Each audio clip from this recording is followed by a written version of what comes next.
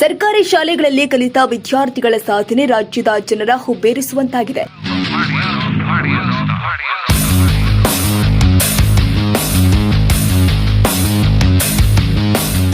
ಕಳೆದ ತಿಂಗಳು ನಡೆದ ಎಸ್ಎಸ್ಎಲ್ಸಿ ಪರೀಕ್ಷೆ ಮುಗಿಸಿ ವಿದ್ಯಾರ್ಥಿಗಳು ಫಲಿತಾಂಶ ನಿರೀಕ್ಷೆಯಲ್ಲಿ ಇದ್ದರು.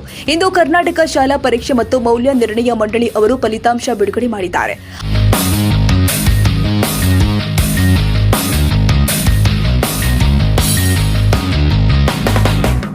ಅದರಲ್ಲಿ ವಿಶೇಷ ಏನಪ್ಪಾ ಅಂದ್ರೆ ಬಾಗಲಕೋಟೆ ಜಿಲ್ಲೆಯ ಮುಧೋಳ ತಾಲೂಕಿನ ಮೆಳ್ಳಿಗೇರಿ ಮೊರಾರ್ಜಿ ದೇಸಾಯಿ ವಸತಿ ಶಾಲೆಯ ವಿದ್ಯಾರ್ಥಿ 100% ಅಂದ್ರೆ 625ಕ್ಕೆ 625 ಅಂಕ ಪಡೆದ ಅಂಕಿತಾ ಬಸಪ್ಪ ಕೊಂಡೂರ ರಾಜ್ಯಕ್ಕೆ ಪ್ರಥಮ ಸ್ಥಾನ ಪಡೆದಿದ್ದಾಳೆ.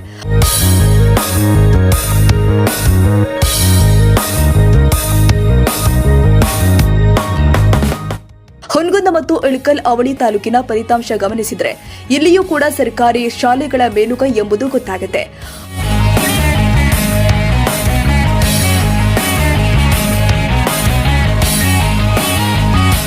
ಅಮೀನಗಡದ ಶ್ರೀಮತಿ ಇಂದಿರಾ ಗಾಂಧಿ ವಸತಿ ಶಾಲೆ ವಿದ್ಯಾರ್ಥಿ ಕಾರ್ತಿಕ್ ರುದ್ರಗೌಡ ಬಡಗೌಡ್ರು 98.12% 625ಕ್ಕೆ 617 ಅಂಕ ಪಡೆದು ಅವಳಿ ತಾಲೂಕಿಗೆ ಪ್ರಥಮ ಸ್ಥಾನ ಪಡೆದರೆ ಹುನಗುಂದದ ಆದರ್ಶ ವಿದ್ಯಾಲಯದ ವಿದ್ಯಾರ್ಥಿಗಳು ಆದ ವಿಸ್ಮತಾ ಬೇನಾಳ 616 ಅಂಕ ಪಡೆದು ದ್ವಿತೀಯ, ಪೂರ್ಣಿಮಾ ಮಹಾದೇವ್ ಕಾಂಬ್ಳೆ 615 ಅಂಕ ಪಡೆದು ತೃತೀಯ ಸ್ಥಾನ ಪಡೆದಿದ್ದಾರೆ. ಹಾಗೆ ಇಳಕಲ್ ನಗರದ ಸಿದ್ಧಾರ್ಥ ಪ್ರೌಢಶಾಲೆಯ ವಿದ್ಯಾರ್ಥಿಗಳು ವಿದ್ಯಾ ಎಸ್ ವಂದಾಲ್ 614 ಅಂಕ ಮತ್ತು ದೀಪ್ತಿ ಎಸ್ ವಂದಾಲ್ 613 ಅಂಕ ಪಡೆದು ಕ್ರಮವಾಗಿ 4 ಮತ್ತು 5ನೇ ಸ್ಥಾನ ಪಡೆದಿದ್ದಾರೆ. ನಮ್ಮ ಜನತಾ ಧ್ವನಿ ಪರವಾಗಿ ಈ ಎಲ್ಲ ವಿದ್ಯಾರ್ಥಿಗಳಿಗೆ ಹಾಗೂ ವಿದ್ಯಾಭ್ಯಾಸ ನೀಡಿದ ಎಲ್ಲ ಶಿಕ್ಷಕರಿಗೆ ಹಾಗೂ ಪೋಷಕರಿಗೆ ವಿಶೇಷವಾಗಿ ಅಭಿನಂದನೆಗಳು ತಿಳಿಸುತ್ತೀವಿ. ಹಾಗೆ ಎಸ್ಎಸ್ಎಲ್ಸಿ ಪರೀಕ್ಷೆಯಲ್ಲಿ ಪಾಸಾದ ಎಲ್ಲ ವಿದ್ಯಾರ್ಥಿನಿಯರಿಗೆ ಅಭಿನಂದನೆಗಳು ತಿಳಿಸುತ್ತೀವಿ. ಫೇಲ್ ಆದ ವಿದ್ಯಾರ್ಥಿಗಳಿಗೆ ಒಂದು ಕಿವಿಮಾತು, ಪಾಸಾದವರು ನೌಕರಿ ಮಾಡಿದ್ರೆ ಫೇಲ್ ಆದವರು ಸಾಧನೆ ಮಾಡ್ತಾರೆ.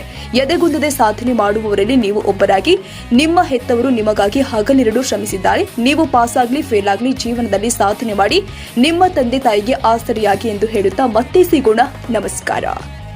ಕಾರ್ತಿಕ್ ರುದ್ರಗೌಡ ಬಡಗೌಡ್ರೆ ತಾಲೂಕಿಗೆ 617 ಮಾರ್ಕ್ಸ್ ತಗೊಂಡು ಪ್ರಥಮ ಸ್ಥಾನದಲ್ಲಿ ಬಂದಿದೆಯಾ ಹುನಗುಂದ ತಾಲೂಕಿಗೆ.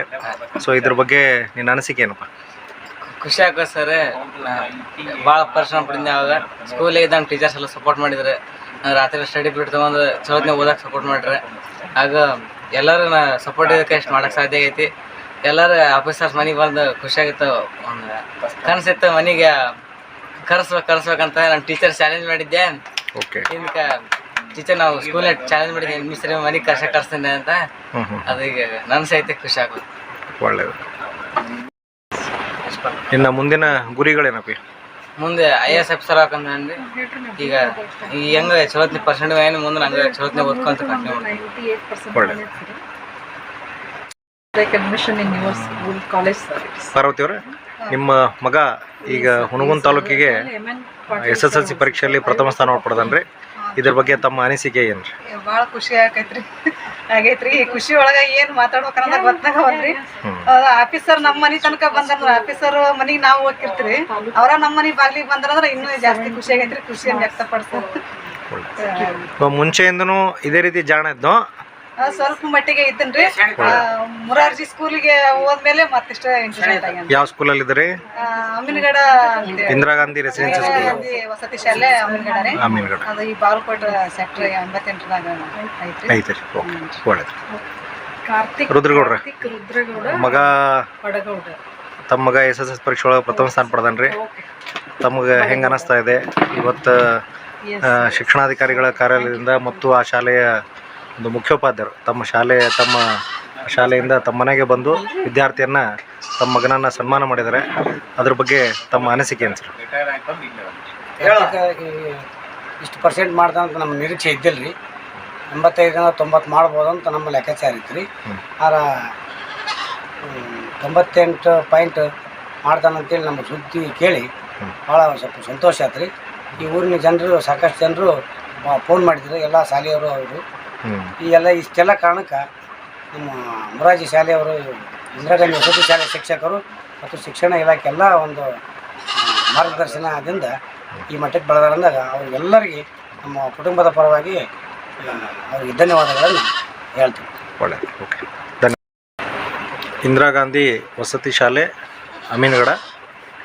ಈ ಒಂದು ಶಾಲೆಯ ಮುಖ್ಯೋಪಾಧ್ಯಾಯರಾಗಿರ್ತಕ್ಕಂಥ ತಾವುಗಳು ತಮ್ಮ ಶಾಲೆಯ ವಿದ್ಯಾರ್ಥಿನೇ ಈ ವರ್ಷ SSLC ಪರೀಕ್ಷೆಯಲ್ಲಿ ಹುನಗುಂದ ತಾಲೂಕಿಗೆ ಪ್ರಥಮ ಸ್ಥಾನವನ್ನು ಪಡೆದಿದ್ದಾನೆ ರೀ. ಅದ್ರ ಬಗ್ಗೆ ತಮ್ಮ ಅನಿಸಿಕೆ ಏನು ಮೇಡಮ್? ಅವನ ನಿರೀಕ್ಷೆಯನ್ನು ಕಲ್ತಾನಂತ ಸಂತೋಷ ಆಗ್ತದೆ ಸರ್. ಯಾಕಂದ್ರೆ ಅವ ಭಾಳಷ್ಟು ಪರಿಶ್ರಮ ಪಡ್ತಾ ಇದ್ದ. ಅದ್ರ ಜೊತೆಗೆ ಯಾರೋ ಶಿಕ್ಷಕರು ಯಾವುದನ್ನ ಅವನಿಗೆ ಈ ರೀತಿ ಮಾಡಂತ ಹೇಳಿದಾಗ ಭಾಳ ಅಚ್ಚುಕಟ್ಟಾಗಿ ಅವನು ತನ್ನ ಕೆಲಸವನ್ನು ಮಾಡ್ತಿದ್ದ. ಪ್ರತಿದಿನ ಅಭ್ಯಾಸದ ಒಂದು ವೇಳಾಪಟ್ಟಿಯನ್ನು ಸಿದ್ಧಪಡಿಸ್ಕೊಂಡು ಅಚ್ಚುಕಟ್ಟಾಗಿ ಅಭ್ಯಾಸ ಮಾಡೋದ್ರ ಒಂದು ಫಲ ಇವತ್ತಿನ ದಿನ ನಾವು ಕಾಣಕತ್ತೀವಿ ಅಂತ ನಮ್ಗೆ ಅನಿಸ್ತದೆ. ತಮ್ಮ ಶಾಲೆಯ ಒಟ್ಟಾರೆ ಫಲಿತಾಂಶ ಎಷ್ಟಾಗಿದೆ ಮೇಡಮ್? 100ಕ್ಕೆ 100 ಆಗ್ಯದ ಸರ್. 100ಕ್ಕೆ 100 ಫಲಿತಾಂಶ ಆಗಿದೆ.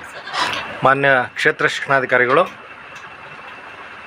ನಮ್ಮ ಹುನಗುಂದ ತಾಲೂಕಿನ SSLC ಪರೀಕ್ಷೆ 1ರ ಸಂಬಂಧಿಸಿದಂತೆ ತಾಲೂಕಿಗೆ ಪ್ರಥಮ ಸ್ಥಾನವನ್ನು ಈ ಒಂದು ಕಾರ್ತಿಕ್ ರುದ್ರಗೌಡ ಬಡಗೌಡರ ವಿದ್ಯಾರ್ಥಿ ಈ ವರ್ಷ ತಾಲೂಕಿಗೆ ಪ್ರಥಮ ಸ್ಥಾನವನ್ನು ಪಡೆದಿದೆ ಮೇಡಮ್. ಇದ್ರ ಬಗ್ಗೆ ತಮ್ಮ ಅನಿಸಿಕೆ ಏನು ಮೇಡಮ್? ಮತ್ತು ಜೊತೆಗೆ ತಾಲೂಕಿನ ಸ್ಥಾನಮಾನಗಳು ಈ ಒಂದು ಪರೀಕ್ಷೆಯಲ್ಲಿ ಏನಾಗಿದೆ ಅನ್ನೋದು ಕೂಡ ಸ್ವಲ್ಪ ಸಂಕ್ಷಿಪ್ತ ಮಾಹಿತಿಯನ್ನು ನೀಡಬೇಕಂತ ವಿನಂತಿ. ಮೊದಲು ನಾನು ಕಾರ್ತಿಕ್ಗೆ ಅಭಿನಂದನೆಗಳನ್ನು ಹೇಳ್ತೀನಿ. ನಮ್ಮ ಇಲಾಖೆಯ ಪರವಾಗಿ ನಿಮ್ಮ ತಂದೆಯವರಿಗೆ, ನಿಮ್ಮ ತಾಯಿಯವರಿಗೂ ಅಭಿನಂದನೆಗಳನ್ನು ತಿಳಿಸ್ತೀನಿ. ಅವರ ಮುಖ್ಯೋಪಾಧ್ಯಾಯರು ಕೂಡ ಇಲ್ಲೇ ಇದ್ದಾರೆ. ನಮ್ಮ ಶಿಕ್ಷಣ ಇಲಾಖೆಯ ವತಿಯಿಂದ ನಿಮ್ಗೆ ಭಾಳಷ್ಟು ಅಭಿನಂದನೆಗಳು, ಜೊತೆಗೆ ಆಶೀರ್ವಾದ ಕೂಡ. ಹಿಂಗೆ ಮುಂದೆ ಬೆಳೆದು ಒಳ್ಳೆಯ ಒಂದು ಸ್ಥಾನಮಾನದಲ್ಲಿ ಇರಲಿ ಅಂತ ಹೇಳಿ ಆಶಿಸಿ 617 ಅಂಕಗಳನ್ನು ಪಡ್ಕೊಂಡು ಕಾರ್ತಿಕ್ ನಮ್ಮ ತಾಲೂಕಿಗೆ ಪ್ರಥಮ ಸ್ಥಾನವನ್ನು ಪಡ್ಕೊಂಡಾನ. 600ರ ಮೇಲೆ ತೆಗೆದುಕೊಂಡಂಥ ಮಕ್ಕಳು 20 ಮಕ್ಕಳು ನಮ್ಮ ತಾಲೂಕಿನಲ್ಲಿರುವುದು ಕೂಡ ಹೆಮ್ಮೆಯ ವಿಷಯ. ಆಮೇಲೆ ನಮ್ಮ ತಾಲೂಕಿನ ಒಂದು ಫಲಿತಾಂಶ 80.808 ಆಗಿದೆ. ನಿಜವಾಗ್ಲೂ ಭಾಳಷ್ಟು ಕ್ವಾಲಿಟಿ ರಿಸಲ್ಟ್ ಅಂತ ಹೇಳಿ ಖುಷಿಯಾಗಿದೆ. ಬಹಳಷ್ಟು ಶಾಲೆಗಳು ಪ್ರತಿಶತ 100ಕ್ಕೆ 100 ಸಾಧನೆ ಮಾಡಲಿಕ್ಕೆ ಪ್ರೇರೇಪಣೆಯನ್ನು ಕೂಡ ಪಡ್ಕೊಂಡಿದ್ದಾರೆ. ಆಮೇಲೆ ಕನ್ನಡದಲ್ಲಿ 125ಕ್ಕೆ 125 ಪಡ್ಕೊಂಡಂಥ ಮಕ್ಕಳೂ ಇದ್ದಾರೆ. ಆಮೇಲೆ ನಮ್ಗೆ ಅನಿಸ್ತು, ಈಗ ಫಸ್ಟ್ ಡೇ ಬಂದ ತಕ್ಷಣ ಫಸ್ಟ್ ಕಾರ್ತಿಕ್ ಅವ್ರ ಮನೆಗೆ ಹೋಗೋಣ ಅಂಥೇಳಿ. ಇಂದಿರಾ ಗಾಂಧಿ ವಸತಿ ಶಾಲೆ ಅಮೀನ್ಗಡ ಅಂದ್ಕೊಳ್ಳಿ ಮನೆ ಎಲ್ಲೈತೆ ಅಂತ ಕೇಳಿದಾಗ ಕನ್ಗಲ್ನಾಗ ಐತಿ ಅಂಥೇಳಿ ಗೊತ್ತಾಯಿತು. ಕಾರ್ತಿಕ್ ಅದಾನ ಇಲ್ಲ ಅಂಥೇಳಿ ಅವ್ರ ತಾಯಿಯವ್ರಿಗೆ ಫೋನ್ ಹಚ್ಚಿ ಕೇಳಿದಾಗ ನಮ್ಮ ತಾಲೂಕಾ ನೋಡಲ್ ಅವರು ಹಚ್ಕೊಟ್ಟಿದ್ರು. ಕೇಳಿದಾಗ ಅವ್ರು ಹೇಳಿದ್ರು, ನೀವೇನು ಮಾಡ್ತೀರಿ ಅಂತ ಕೇಳಿದಾಗ ಆಶಾ ಕಾರ್ಯಕರ್ತೆ ಕೆಲಸ ಮಾಡ್ತಾಯಿದ್ದೀನಿ ಅಂಥೇಳಿ. ಅವ್ರ ಮನೆಯವ್ರೂ ಒಕ್ಕಲ್ತನ ಮಾಡ್ತಾರೆ ಅಂಥೇಳಿ ಖುಷಿ ಆಯಿತು. ಒಬ್ಬ ಆಶಾ ಕಾರ್ಯಕರ್ತೆಯ ಭಾಳಷ್ಟು ಕೆಲಸ, ಅದೆಲ್ಲ ಒತ್ತಡಗಳ ಮಧ್ಯೆ ಅವ್ರು ಕೆಲಸ ಮಾಡ್ತಾ ಇರ್ತಾರೆ. ಅವರು ಹೊಲದ ಕೆಲಸ ಮಾಡಿ ನೋಡ್ಕೊಳ್ಳೋವಂಥ ಒತ್ತಡದ ಮಧ್ಯೆನೂ ಆ ಮಗು ಭಾಳಷ್ಟು ಪರಿಶ್ರಮದಿಂದ ಎಲ್ಲ ಶಾಲೆಯಲ್ಲಿ ಏನೇನು ಹೇಳಿದಾರೆ ಶಿಕ್ಷಕರು ನಾನೆಲ್ಲ ಮಾಡಿದ್ದೀನಿ, ಒಂದು ಟೈಮ್ ಟೇಬಲ್ ಹಾಕ್ಕೊಂಡಿದ್ದೆ ಅಂತ ಹೇಳ್ದ. ಹಂಗೆ ಆ ಪರಿಶ್ರಮಕ್ಕೆ ಫಲ ಇದ್ದೇ ಇರ್ತೈತಿ. ನಮ್ಮ ತಾಲೂಕು ಜಿಲ್ಲೆಯಲ್ಲಿ 3ನೇ ಸ್ಥಾನವನ್ನು ಈ ಮೊದಲ ಪರೀಕ್ಷೆಯಲ್ಲಿ ಪಡ್ಕೊಂಡಿದೆ. 3ನೇ ಸ್ಥಾನ ಅಂತಂದ್ರೂ 80 ಮೇಲೆ ಪ್ರತಿಶತ ಫಲಿತಾಂಶವನ್ನು ಪಡ್ಕೊಂಡಿದ್ದಕ್ಕಾಗಿ ನಾನು ನನ್ನ ತಾಲೂಕಿನ ಎಲ್ಲ ಮುಖ್ಯ ಶಿಕ್ಷಕರುಗಳಿಗೆ, ನಮ್ಮೆಲ್ಲ ಶಿಕ್ಷಕರುಗಳಿಗೆ, ಆಮೇಲೆ ಎಲ್ಲ ಮಕ್ಕಳುಗಳಿಗೆ ಯಾರು ಒಳ್ಳೆಯ ಒಂದು ಫಲಿತಾಂಶವನ್ನು ಕೊಟ್ಟಿದ್ದಾರೆ ಆ ಮಕ್ಕಳಿಗೆ ಅವರ ಪರಿಶ್ರಮಕ್ಕೆ ಅಭಿನಂದನೆಗಳನ್ನು ತಿಳಿಸ್ತೀನಿ. ಹಾಗೆ ನಮ್ಮ ತಾಲೂಕು ನೋಡಲ್ ಅವರು ಕೂಡ ಭಾಳಷ್ಟು ಪರಿಶ್ರಮ ಪಟ್ಕೊಂಡು ಎಲ್ಲ ಕೆಲಸವನ್ನು ನಿರ್ವಹಿಸಿದ್ದಾರೆ, ಅವ್ರಿಗೂ ಕೂಡ ಅಭಿನಂದನೆಗಳನ್ನು ತಿಳಿಸ್ತೀನಿ.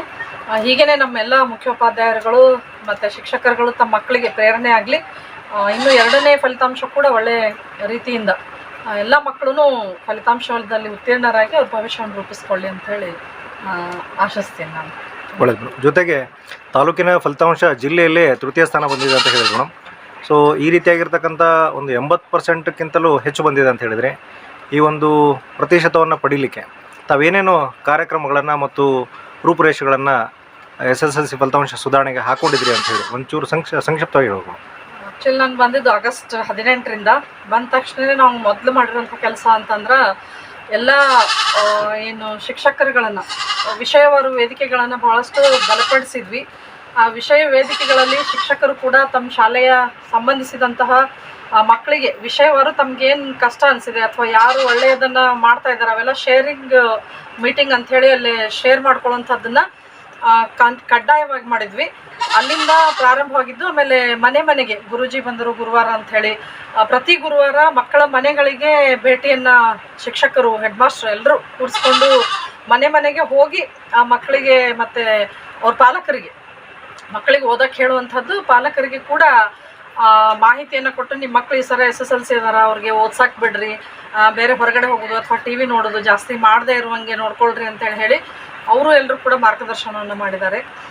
ಮತ್ತು ಪ್ರತಿಯೊಂದು ಶಾಲೆಯಲ್ಲಿ ಅವ್ರದ್ದೇ ಆದಂಥ ಗುಂಪು ಚರ್ಚೆಗಳನ್ನು ಮಾಡಿರುವಂಥದ್ದು, ವಿಶೇಷ ಕಾರ್ಯಕ್ರಮಗಳನ್ನು ಶಾಲಾ ಹಂತದಲ್ಲೂ ಕೂಡ ಬಹಳಷ್ಟು ಮುಖ್ಯಸ್ಥರು ತಮ್ಮದೇ ಆದಂತಹ ಒಂದು ಕಾರ್ಯಕ್ರಮಗಳನ್ನು ಮಾಡಿಕೊಂಡಿದ್ರು.